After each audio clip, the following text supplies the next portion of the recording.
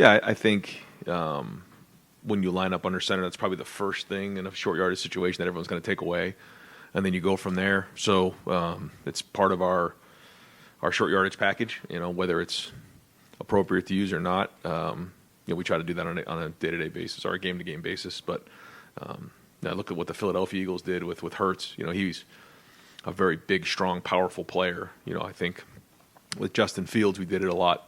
He really move the pile. We practiced it. Everyone has a quarterback sneak in, and if we think it gives us a chance, we'll do it. But as you can imagine, we're really working hard on short yardage. Would you consider Kyle pretty stout, 6'3", 215? Like, is he pretty good in that? Yeah. We haven't really given him many opportunities in practice. It's hard to tell. So, time will tell. Second row right, Bill Landis, Rivals, the podcast. Right.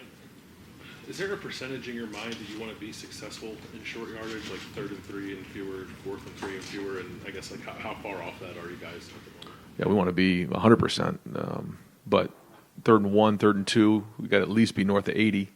3rd and 3, it comes back a little bit, but yeah, we want to win every short yardage situation, and we work hard to get into those situations, and we got to at least be over 80. I forget exactly where we're at right now, but we need to be better. I'm assuming you spend a decent amount of time on that in the week off.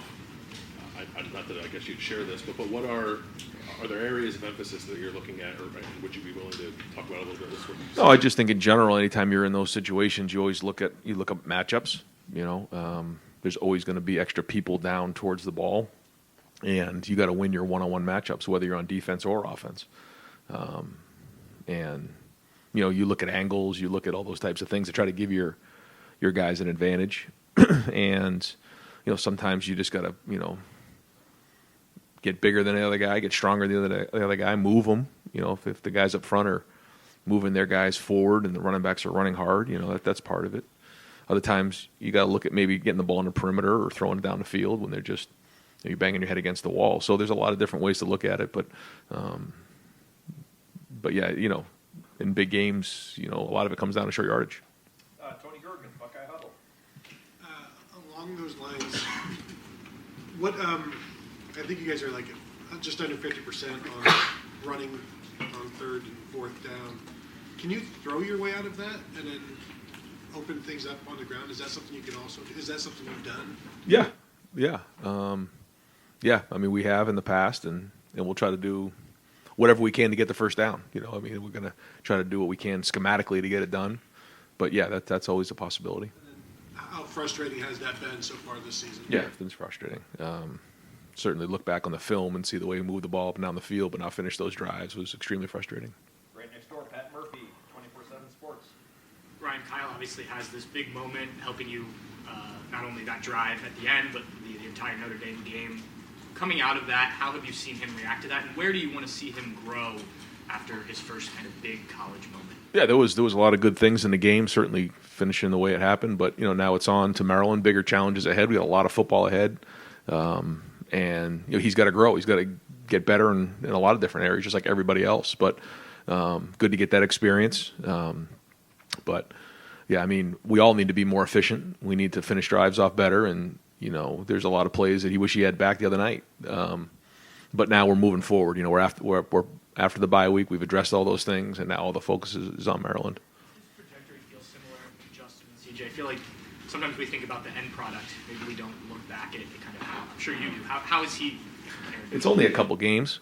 I don't think we can, leap to judgments. If we don't have that drive at the end of the game, where does that put him? But we did. So now where does that put him? You can't ride the roller coaster of that, good or bad. It is what it is. There's things that we got to get better at. There's things we're getting better each week at, but you can't. It's more of the process, and I think with a quarterback you have to do that because you can get caught up in everything else. There's a lot of things that come with each play. There's 21 other guys on the field that are affecting where the decisions are in terms of where the ball is being thrown, all kinds of different variables. And the other thing is we only had 8 possessions in that game, so there wasn't as many opportunities as maybe you would like to do that. So we got to be better as a whole on offense of finishing drives off so that we can have more possessions and be more efficient. Stephen Means, Cleveland.com. Followed up with some more college stuff. There's winning the job, which he's done now. There's that, and then there's almost that next step of maybe leaving your imprint on the program or whatnot. Whether it was you going through it yourself, CJ, Justin, Dwayne, when do you see that next step start to happen for quarterbacks where it's not just, okay, I won the job, now what's next? What's the next step? Well, yeah, I think any successful person would tell you that it's not an accomplishment to get a job. That's just an opportunity. What you do with it is what matters. And that's, I think, with anybody across the board. And so, it's an opportunity. And, he's had a couple games as a starter, and that's good. But this is just an opportunity. And so the rest is yet to be written. And I know he's working really hard to play his best football in our Week 5. There's stuff CJ used to say that still people say here, even though he's gone. It's clear his imprint was left. Are you starting to see that from Kyle a little bit, even though it's early on in the process, him leaving his imprint on this is now his program? Yeah, I think now that you're into a quarter of the season out of the way, you're starting to see a little bit of a different personality take place, and each team has its own personality. But this team does have more experience than maybe in the teams in the past, so that's good. But the leadership's really got to show now. We got to continue to take these steps forward, and like you said, build our own personality of who we are and our identity, which I feel like we've really started to forge here. But we got a lot of football ahead of us. Dan Hope, 11 Warriors. Ryan, it seemed like last year you guys were, on a good roll going into the bye week, and then maybe had some struggles coming out of a bye week. Did you guys do anything different during the bye week this year to try to, avoid any complacency? No, I mean, we look at all those types of things, and there's certainly no complacency here. And we know that, we got to continue to get better. We did, give the guys a little bit of time to clear their minds and their bodies and their souls because, it's going to be a heck of a run here for the next couple months. But I think it's more about this week. We did tweak a little bit how we're practicing this week than maybe how we did the middle of last season, coming off the bye week. We did it before the Georgia game. We did it before Week 1, kind of how we practiced this week with the Monday practice and helmets, and then we're going with our normal Tuesday, Wednesday, Thursday practice, which in the past we'd changed up for a few years. We thought that gave us a little bit of an edge. So we need to have a great Tuesday practice today. Are you expecting Marvin to be full go this week? Yeah. Austin Ward, Rivals, podcast. Ryan, only Kyle can say, I guess, if he feels more confidence or Right. energy coming out of that. But for you as the head coach and calling plays, what does seeing your quarterback do that really for the first time at that high level, or even some of the plays that you called on that drive, when you were thinking about that during the off week, does it change the way you progress with him or the way that you think about him? Yeah, it's like I was told as a young quarterback, once you come home with an A in algebra, you're expected to get an A in algebra all the time. Well, now you're seeing what Kyle can do. And so that's now the expectations are getting mounted up, and that's good. That means, you've shown you can do it. Okay, now let's continue to do that, and let's improve in these other areas. But it does give confidence, I think, not only to myself and the coaching staff, but also the guys around him. You kind of mentioned this after the game, the third and fourth down success is significant, and that counts for something. Is there something with the concepts and the schemes that fit in better that you're calling at those? Can you adjust that and put it in earlier downs? I know I'm not trying to get the full game plan for Saturday, but it seems like there's a process that goes on for you to see how it fits. Yeah, and I think that's the journey we talk about every year of finding the right balance of things that fit the quarterback and then the offensive line, and then it goes from there. And Kyle's different than CJ. CJ's different than Justin, and different than Dwayne and JT. So we'll try to identify those things. In each game, you'll learn more. Okay, for some reason, he saw this really well. Now, maybe that was the preparation. Maybe it was the teaching. Maybe it was the scheme. Maybe he saw that look in practice, and we were able to replicate it, in the game. Maybe this was a different look. Maybe he's more comfortable with these concepts. You check the footwork. There's so many different things that come into it. And yeah, we want to make sure we're doing the best we can to put our guys in the situation to be successful, and that starts with the quarterback. Over here, Don Taveri, WBNS. Coach, how big of a challenge will this be for your defense with Tagovailoa, and just how do you defend these guys? Yeah, Talia's played a lot of football. He makes a lot of plays. They have weapons on offense. You saw that last year and what they did. So we got to do a good job of recognizing how they're trying to attack us. Have a great week of practice. Ultimately, it comes down to winning the game up front. But our secondary is going to get challenged this week. Yeah, we need to get pressure on them. Anytime you're trying to disrupt the passing game, that's a big part of the equation. Clay Hall, WSYX. I don't know, did you watch some football this weekend? I'm just wondering, is the Big Ten the best football league in the country? Yeah, I mean, I think that there's great football in the Big Ten. I think some really good teams. I watched some of it this weekend. But, yeah, I mean, it's I think the product on the field right now is as good as it's ever been. 3 of the top 6 teams, Right. yeah. Yep. Right behind him, Adam King, WBNS. You said week 1 you've got to learn to be okay with winning on defense. You guys give up 14 against Notre Dame. The defense is one of the best in the country right now. Have you noticed a different feel from them walking around the Woody? I mean, is there a different level of confidence than since you've been here? Yeah, I think so. I think it started in the off season, though. It's hard to talk about that when nobody else sees it, but when you see it every day in practice, there's just a confidence that builds over time. When good's going against good, you know that if you can score on our defense, or if our defense can stop our offense, on both sides, you're going against really good people, and that builds confidence within the building. But now you're starting to see it on the field. Far left, Joe Nugent, WCMH. Statistically, Maryland's defense has been really strong. What stands out about that unit? Sound, strong up front, athletic in the back end. They've replaced some really good DBs last year with more good DBs. I think the safeties are playing well. Corners are excellent. Linebackers are more experienced this year, playing faster. He's recruited some guys up front. So, they're very sound. They don't give up a lot of big plays and create turnovers. Right in front of him, Whitney Hardy, WCMH. Right on the other side of the ball, the offensive line's only given 3 sacks this year, and Talia is just playing out of his mind. So how important is it to try to get pressure on him, to try to prevent those explosive plays that Loxley has made it clear that's what they want to do? Yeah, and he does a great job and has done a great job. So it's a big challenge to our defense to do that. Challenge to our D-line. We're always trying to get a pass rush. We're always trying to avoid big plays. That's not new, but to your point, it is a challenge because that's something they do very well. Joey Kaufman, Columbus Dispatch. Ryan, you've mentioned at times that your team's bracketing Marvin in coverage. How much more frequently is that happening this year versus last year, trying to get some kind of better perspective on that?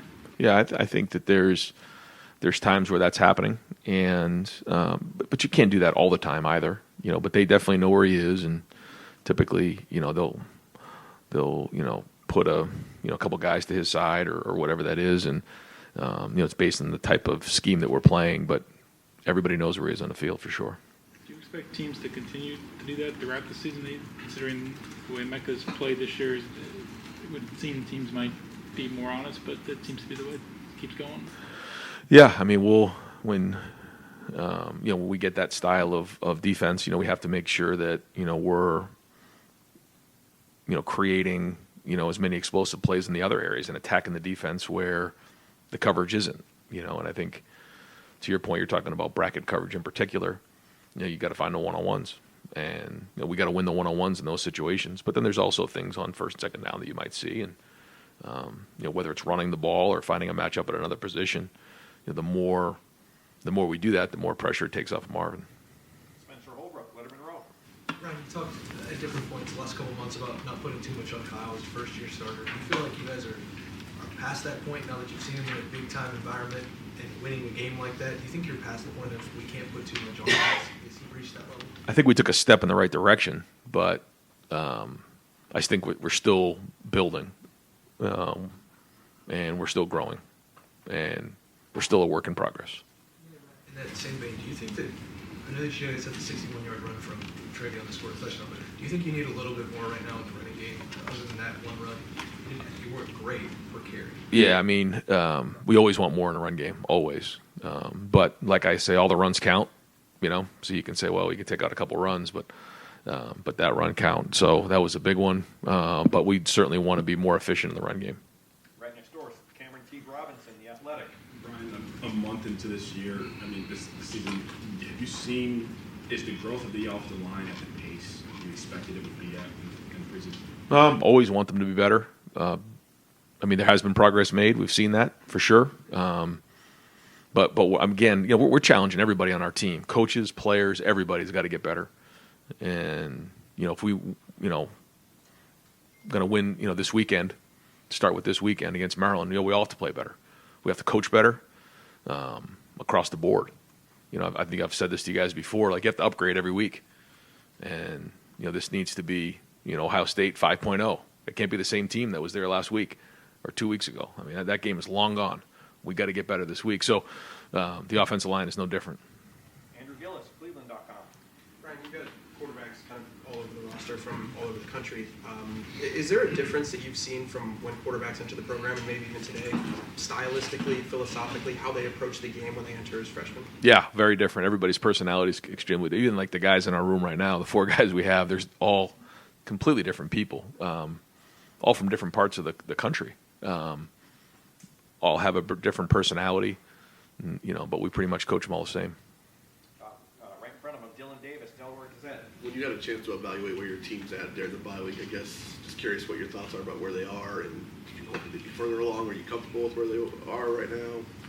We're 4-0, but there's all kinds of areas that we want to improve on. You can imagine that. We got to get better, and that has to do with practice and getting on the field and doing it. So we want to be more efficient and execute better on all 3 phases, and we got to continue to upgrade. So the goal is to be 4-0. We're 4-0, so that's good, but there's still a lot of areas of improvement. I'm just curious about the bye week, the timing of it. I know there's a lot of different reasons why a bye week may fall in a good spot or a bad spot. Just your feelings on where this bye week fell with the coming out to Notre Dame. When would you have liked to carry that momentum in, or is it good to be able to come up for Brad? Both, yeah. We'll see after Saturday, after the game, and get a feel for what that was and how we did. There's parts of me that like a little bit of a mental break and a physical break, but there's part of me that wants to just keep playing and continue to build the momentum. But we'll get an idea on Saturday how we've come out of this. Andy Backstrom, Letterman Row.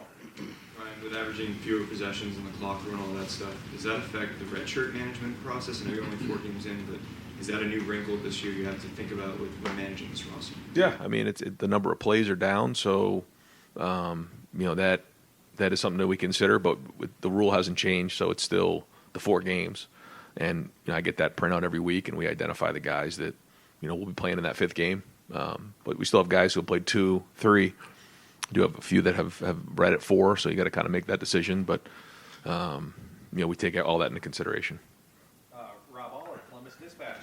Ryan, this is the first opportunity we've had to ask you about post-game comments, reaction to it. 2 things. One, what have you received? What have you heard? I think players loved it, recruits probably. And 2, was the Lou Holtz thing sort of just a flashpoint for frustration that built up? Or I'll just let you speak to those. Yeah, I don't really want to get into much of that today just because all the focus is on Maryland. But a couple things. One, I'm very proud of the fact that we're 2-0 against Notre Dame in the last 2 years. I'm proud of the way our team played. I'm proud of the grit that they showed. It was an emotional game. And I can tell you that the response that I've got from Buckeye Nation, people around Columbus, our team, has been remarkable. They just love the passion our team played with on Saturday night. Jeremy Birmingham, Rivals, the podcast. Ryan, first, did the Big Ten apologize for anything in the last week? No comment. On the recruiting front, the world is obviously different with NIL, transfer portal, all that stuff. Have you guys seen as a coaching staff maybe a shift in the power dynamics in recruiting kids and their high school coaches maybe having different leverage or how they operate? And if so, how do you guys as a staff approach that, like when you have a week like last week when you're on the road? Yeah, I think that NIL certainly has had an impact. I think if anybody says it hasn't, then that's not accurate. Yeah, it definitely has had an impact, and there have been maybe some swings in that area for sure. but that's not going to change what we're doing here. We feel great about the opportunity our players have, but also, what it means to be a Buckeye. And, we're going to continue to talk about that, and we want to always find the right fit here. You spent the last month and a half not really having like the home recruiting weekends that we're used to, sort of ramping up now with this weekend and then Penn State. Have you guys adjusted your approach to those at all, or is it pretty much standard?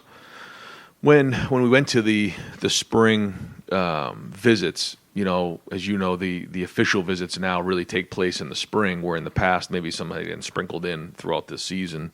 So you don't see as many official visits during the fall. There's a couple mixed in. We've had a couple, but in terms of unofficial visitors, I think you're going to start to see that ramp up, as we get into the meat of the season. Nathan Barrett, Cleveland.com. I think the longest touchdown you guys have allowed so far is 2 yards, something like that. Obviously, that was a sticking point last year for you, giving up the explosive touchdowns. So how much was there a collaborative effort with you and Jim in the offseason as to how best to address that? Was it something you just tasked him with, like, hey, it's time to reevaluate what's going on? How did you guys approach that? I mean, we talk constantly about the pluses and the minuses, and when you look back on a season, the easy thing to do is overreact. We got to make sure that we're doing what's right for this group. It's a different group than we had last year. Figuring out as the season goes on, how do we want this to look at the beginning of the season, the middle of the season, the end of the season, because that's very, very different. But I think, there's bigger challenges ahead. First 4 games in the books, you've seen some improvement there. But we know in all areas, including on defense, we've got to continue to grow and get better. And again, the encouraging thing is you watch the film, there's plenty of areas Jim will tell you that we can get better at. Besides the end result, like not giving up those explosive touchdowns, what do you like about, he says he's blitzing less than he ever has before. So what do you like about what you're seeing from how this defense plays? Yeah, I mean, Jim loves to blitz, and he will. He's always going to be aggressive. We're not going to be bend but don't break. But at the same time, when the front 4 can get can affect the line of scrimmage and get a pass rush, then certainly takes pressure off of the blitzing. But I mean, I know he's got a whole bunch of blitzes lined up down the road for when the right time comes in. He's got a great defensive mind, and finding that balance is critical. But I think that we are using our hands a little better. Our pad level's gotten better. Still can improve in all areas. We can still get our hands on more and more throws, run to the ball, create turnovers. There's a whole laundry list of things. But to this point, we have improved in certain areas. Steve Hellwagen, 24/7 Sports. Yeah, back on the run game, the touchdown you had, what was special about that play? Just was that something different that maybe you hadn't shown, or was that looked like the right side of your line hit their blocks coming around, and Marvin sells out on his aspect of it, and as the phrase goes, just give him a crease and he can get it. Just what happened on that play? Yeah, the play bounced. The defensive end came down really hard on Matt Jones, but Matt Jones stood his ground there. And when the end man line of scrimmage sets the edge that hard, he runs a risk of the ball bouncing. The ball did bounce, and once Trey found himself outside of the box, at that point there was really the safety in the corner. We've been really working hard, and Brian's been working hard with the wideouts about blocking, because that's a gain of 10 or a touchdown. Marvin made the block, put himself in there. He actually got rolled up on that play, but he put his body in front of it, and that was the block that sprung him. For Travion, I thought he did a really good job in open space. We work hard on open field running, and that safety really never got a chance to touch him. And then once he broke free, you can see what a home run hitter he is and was in that play. So, that was a huge play for us. It was just a one-play drive. I know you don't like this, but let's take that one out. You had 64 yards on the other 24 carries, the other 24 attempts. What can you do to even that out? What did you work on to make it a little bit more consistent and get it 4 or 5 yards a carry? Yeah, those are all the areas that we're watching to see. What is it? Is it the scheme? Is it the running backs? Is it the offensive line? How are we fitting it? And just like any time you're not hitting the run game, it's like one play here, one play there, one block here, one block there. Now, as we all know, you got to give the run game a little time to take effect, and And then when it does, you start to wear teams down. You can start to, those runs of 3 and 4 turn into 5, 6, 7, and then it can turn into explosive plays. You know, we've got to start faster, and we got to be more efficient in making those runs early on, 4, 5s, and 6s. That's the challenge, because we're not getting 75, 80 plays like we used to, and that matters. So we got to be better, especially in the first quarter. Far left, Jared Smalley, WCMH. All right. Back to pass rush. It's one of those double-edged sword things. Everybody says, hey, you got to play your best guys. And you play your best guys, and you go to the end of the game, you let them Jack and JT play at every snap. And it's a long season, and you worry about those kind of things too. How critical is it for you to not only establish your rush, but to get depth with your rush and get those guys cycled in a bit more and take the workload down a bit? Yeah. I think, those guys are becoming, warriors. That we talked about this going into the season, that they're going to have to they're going to carry the water up front. And that means taking on the majority of the body of work up there. Now, the more we can get guys in there, the better off we're going to be in the long run. But, I was proud of how many reps they played. And, it showed up, though, because even in that last play, even though JT's in the whole game, you say, well, he's been playing a lot of football. He made 2 giant plays in that game. And that was big. That was big for not only just, our team, but just for him and the confidence that I can handle this many snaps in a game. But to your point, the more depth we can play with, the fresher we can be. There's a fine line there. Bill Landis, Rivals, the podcast, what did I recall? Thank you. Appreciate it. Dudley Maurice. Ryan, you said the defense isn't going to be bend, don't break. Why not? Well, because we always want to be aggressive. We're a style of defense that always wants to be aggressive, but at the same time, we don't want to give up explosive plays. So that's the give and take of it all. But we are. There's times where, if they get a first down, we're okay. We'll make them drive the entire field, but that mentality is not what we want on defense. We're going to be aggressive. We're going to get in your face. We're going to get after you, but also not give up big plays. You have a lot of things as a head coach to consider. There's a lot. College football is a huge sport, and there's a lot of people talking and writing about it all the time. How does a head coach consider when to respond to something, when to say something on behalf of a team, when to let something go and not get involved? Because I would imagine, there's 100 things that you could comment on, and head coaches don't do that. What's that discussion like for a head coach to figure out when to say something, when not? You have to execute a lot of patience. You have to bite your tongue a lot. That's part of the job. But sometimes when, your team, reaches a certain point, sometimes, you got to do what's right for the guys on your team. And, finding that balance is the art of being a coach. But yeah, to your point, there's a lot of times where you just have to, take the high road, and that's going to be done the majority of the time. But I also know that it's Ohio against the world, and that's part of the job. Our guys also know that there's certain time where you got to stand up for what you believe in, and we're focused on Maryland, so that's behind us. But I also think there was a lesson learned for our team. Bill Rabinowitz, Columbus Dispatch.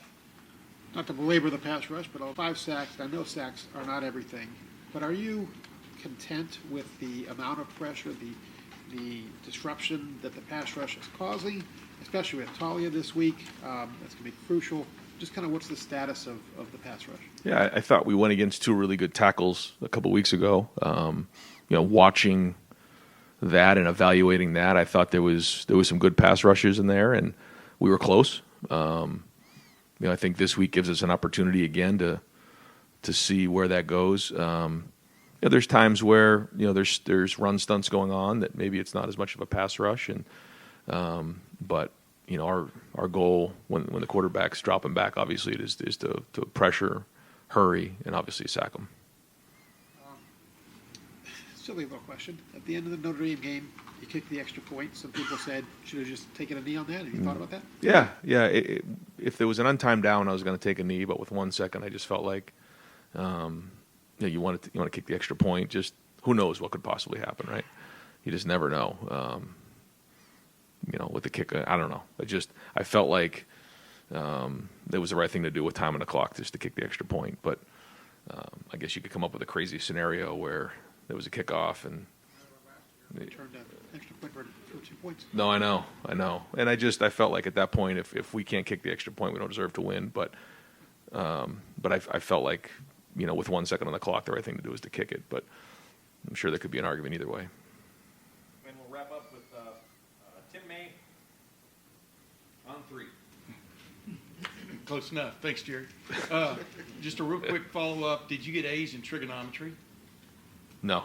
Okay. B plus. Number 2, do you have Peacock? Yes. Okay. You understand there's a stir going on out there, right? Actually, no, Paramount I think I have. I don't You think I have have Paramount? Peacock, yeah. You'll get Peacock, yeah. Because of Yellowstone. I had to get it for Yellowstone, I think. This Yeah. summer, I got it on Peacock, so there you go. Joey Bosa in 2014, Ohio State wins a double overtime game at Penn State, hard-fought game, and he said right after that game that team he felt that team take a step, meaning from a confidence standpoint, competitive standpoint, and stuff.